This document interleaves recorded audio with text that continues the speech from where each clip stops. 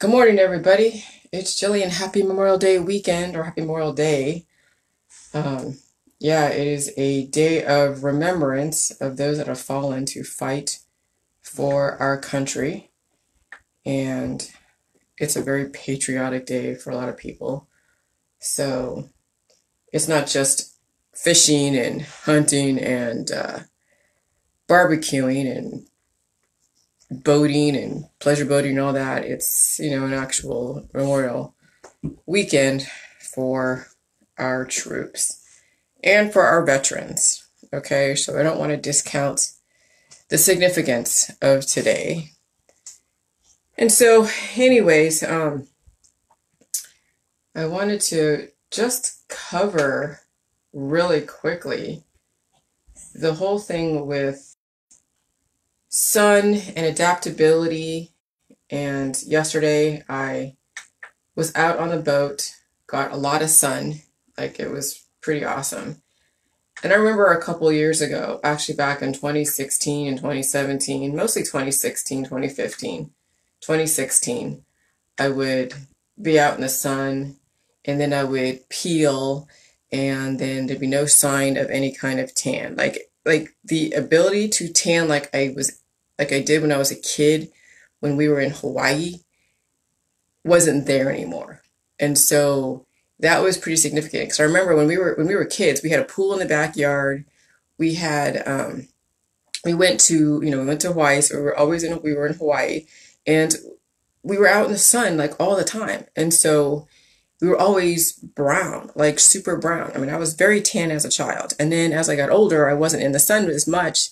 So my ability to adapt to the sun to keep a tan or keep the melanin was harder and harder as I got older. And I noticed it became increasingly harder to keep a tan and adapt to the sun exposure as I got older. So those of you that know, those of you that not know, but those of you that are more of a Caucasian descent, you might very Caucasian with not a lot of ability to tan descent. You'll notice that you have a really hard time to adapt to the sun. You'll be in it for a minute, you'll burn, and then you'll have to stay out of the sun for a minute and let your body adapt to that exposure. So when you're really, really, really, really pale and you're not really building up melanin and able to adapt to that exposure, that's when people start having issues. And so you notice people that are older, that are very, very Caucasian, they have a hard time. And I mean, yeah, it's genetics too, but the genetics is that your ability to adapt to your environment. And so it reminded me, I mean, just being here in Ohio, I mean, the sun is very, very hot. I mean, I was out yesterday and you could see, I mean, there's just, whew. I mean, I did get burned a little bit, but it's not horrible. And, I noticed so last night when at 3 o'clock a.m. in the morning, it's like the witching hour. I mean, I see why people die in their sleep. I see why people get attacks or types of issues like really early morning or overnight because the body goes through its regenerative processes and then it brings to surface or tries to filter out what is excess of that day. And I noticed last night I was really stuffed up in my nose. And so I was at 3 a.m., I was blowing my nose, just continuously blowing, blowing, blowing, blowing. And yeah, I mean, it could be from the sun exposure. It could also be from all the different pollens in the air. Okay, now I'm not allergic anymore to pollen, but it's still adapting to the vegetation. And maybe it's different every year. I mean, we still have the same plants out here in Ohio, but I remember in California, I used to be really, really allergic.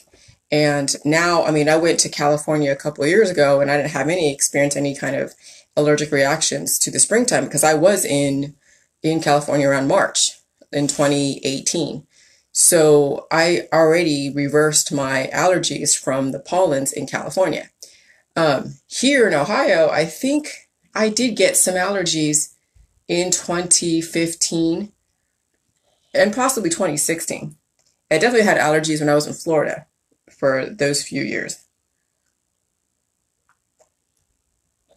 But I noticed that when I do get exposed to the vegetation and all of the different pollens and grasses, I'll sneeze a few times, blow my nose a few times. And now when I was in the water, I was blowing my nose at some points. But that was all it was. Just blow my nose and that's it. I wasn't like congested. I didn't have like inflamed eyes, or I wasn't miserable. It was just my body was adjusting to the environment.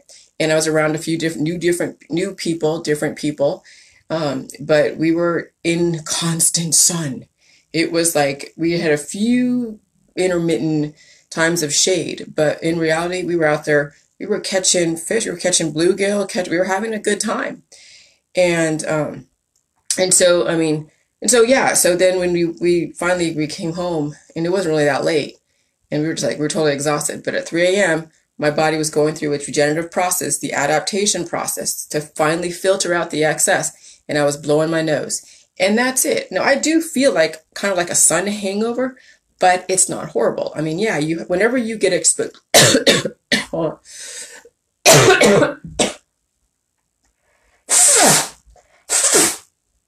whenever you get exposed to a lot of sun, especially in like a large amount, you have to adapt. You have to kind of recover from it. So, but I'm adapting fine. I'm recovering from it fine. But it's like it's another energy that your body is going through. So anyways, so I always I always want to videograph or take video logs of my journey through J juice at different times in the year, at different points of my healing process and adaptation process. So that sun is also an adaptation process. Now, if I was continuously exposed to sun on an everyday basis, yeah, I would be brown and very, very dark all year round. But half the year we're stuck indoors because of the snow. The other half of the year we're getting exposed to the sun. So the first day this is my second day of being exposed. I primed myself a week ago, fishing with my husband. And so I got another sun exposure, but I was peeling, but there wasn't peelings of the tanness. Like my body kept the melanin. And that's what I want you guys to understand, that your body doesn't peel. I mean, yeah, you may peel off the dead skin, but you still keep the color. So that's what I was noticing different this year over a couple years ago when I would get sun exposure. I wouldn't be peeling off my tan. And now I'm actually keeping my tan, and it's pretty even and it's pretty nice. It reminds me of being a child. And I'm like, oh my God, I love it.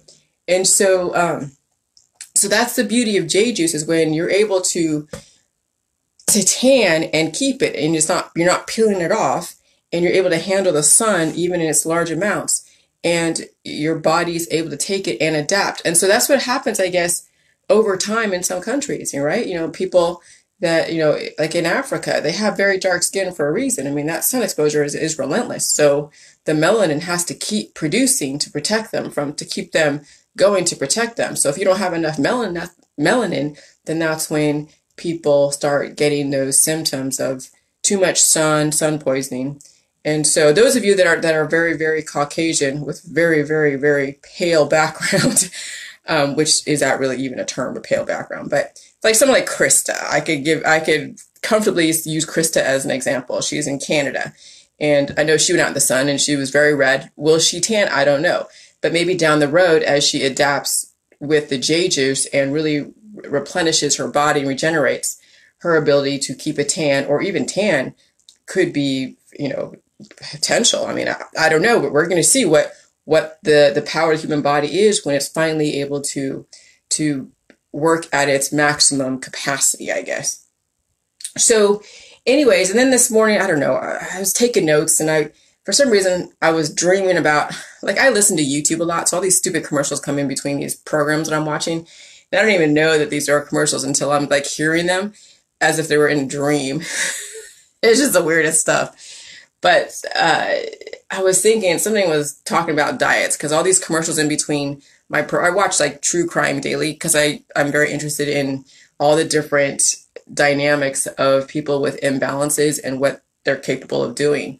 And so I guess when the commercials come about talking about diets, and it reminded me, just like, when people go to different diets, if you have leaky gut, when you are constantly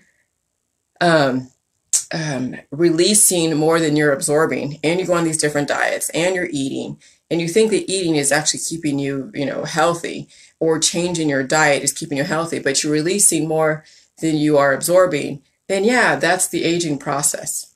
I was talking to someone yesterday about, obesity and fat, and how fat isn't horrible. I mean, I don't have a flat stomach, but I don't have a fat stomach either. I have a very proportional stomach relative to what my body needs to be able to use as far as reserves when it comes to any kind of healing process from fluctuations in the environment. So having a lot of fat with the whole COVID, okay, I don't say a lot, but let's say if you survive the COVID, then you have enough fat on your body, enough prostaglandins to carry you through. You have enough insurance. When you have too much fat and then you already have predispositions, yes, you run the risk for heart attacks and strokes overnight. But people who are really skinny run the risk of heart attacks and strokes too, because maybe they have really, really low blood pressure or really, really high blood pressure, and they're very underweight or extremely overweight. And so it's just, there's so many different factors that would contribute to somebody dying from a heart attack when exposed to a virus. But if you have some fat on your body, how much? Well, you drink the J juice and eat a regular diet and reverse your issues, your body will figure out the proportions. But having fat is important because it has prostaglandins. It has the healing hormones. I mean, vitamin D, the hormones get stored in your fat. That's from the sun. Okay, and I'm thinking that would actually even contribute to melanin too, vitamin D sun exposure. So, I mean, but too much, you can have too much sun exposure, too much vitamin D, and that includes all the supplements out there. You look up vitamin D overdoses and, there's definitely symptoms of that. But anyways, so I was just thinking about, bodies not absorbing enough, releasing more than it's absorbing. And then the healing hormones and fats. You don't want to have too much fat or too little fat. And our society is too focused, body conscious, or they ignore indicators. I mean, it's very extreme, very, very extreme.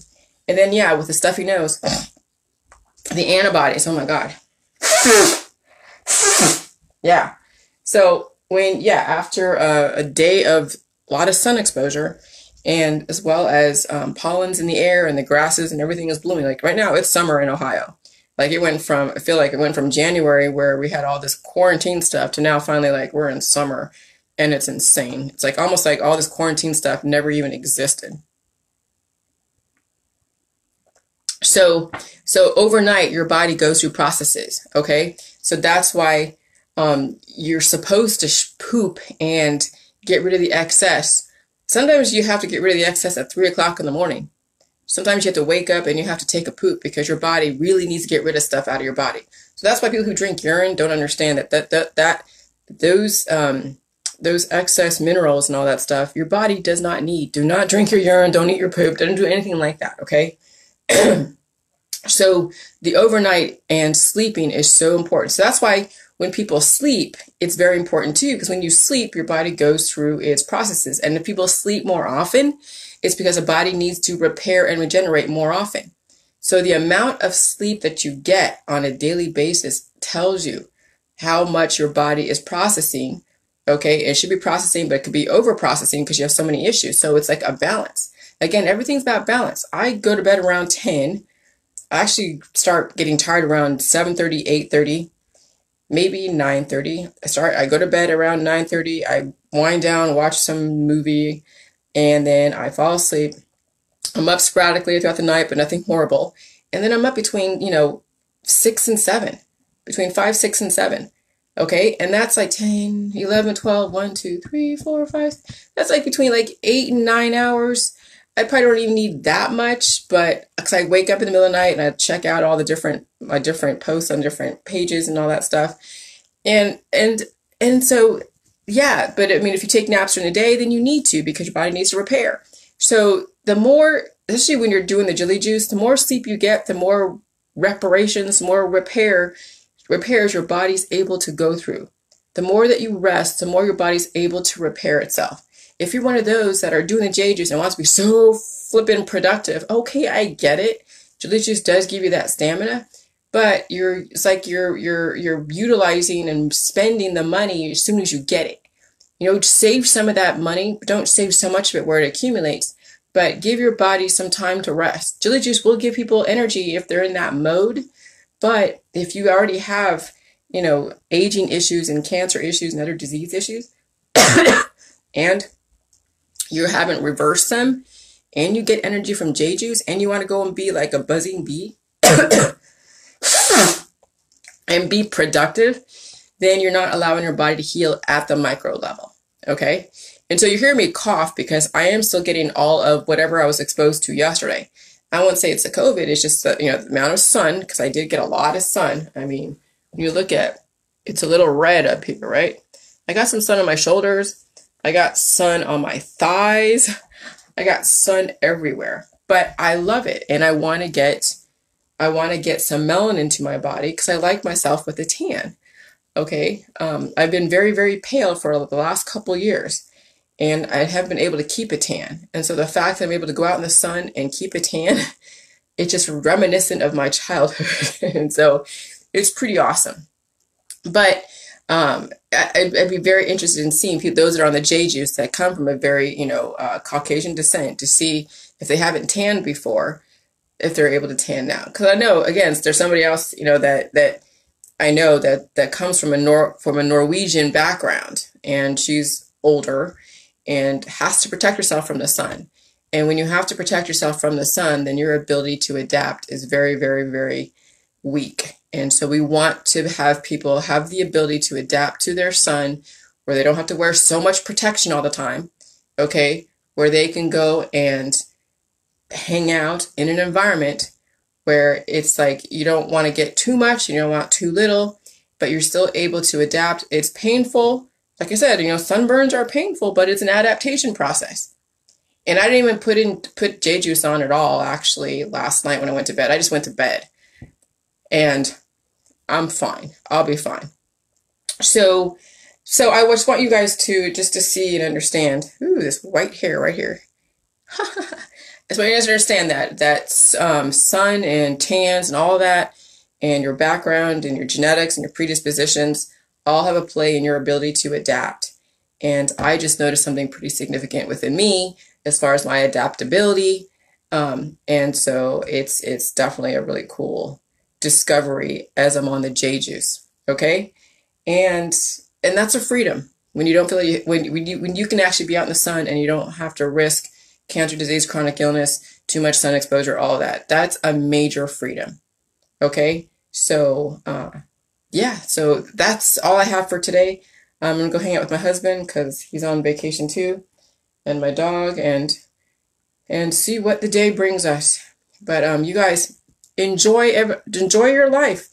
That's what Jilly Juice is about. Is first you do the work, heal your body, mind, and spirit, get it all aligned, and then you won't have time for the activism.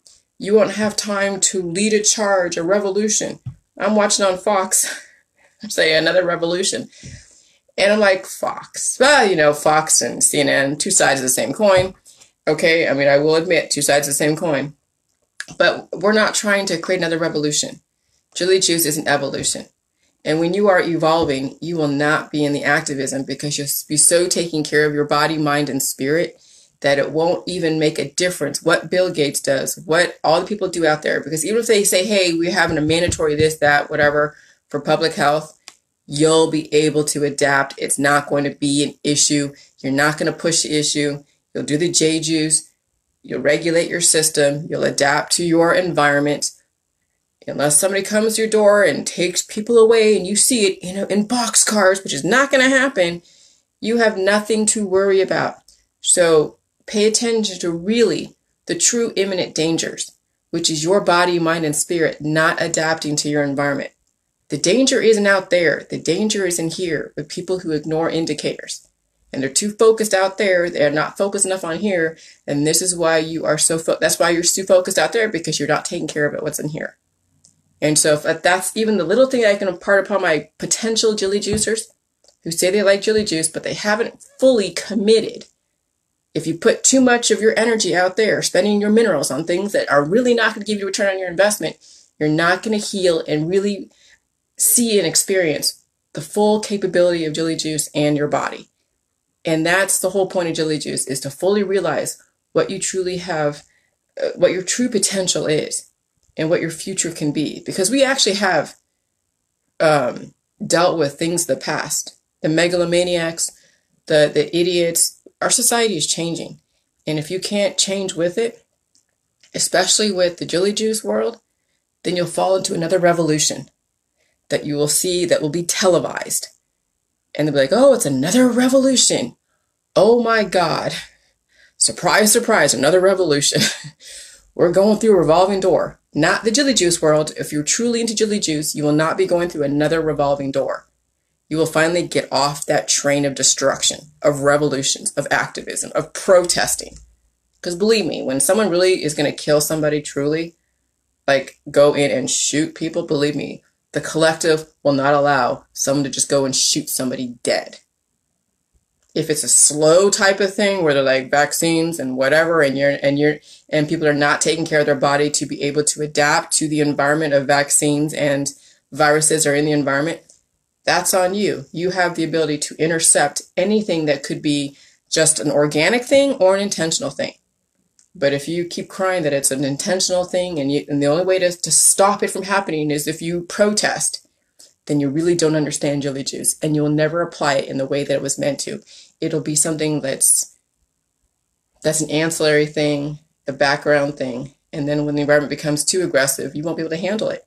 And then you'll be like, oh, jelly juice doesn't work. Well, no, you don't work because you haven't given it 100% of your attention. You're too busy protesting something that you have no business to. Okay? You can handle what's out there. But some of you don't even know that. So you think that trying to stop 5G and something else is the way to go. No, it's your ability to adapt to the new environment. Use the jelly juice, understand it, get off the train of destruction and activism, and pay attention to you and yours. All right, have a good day.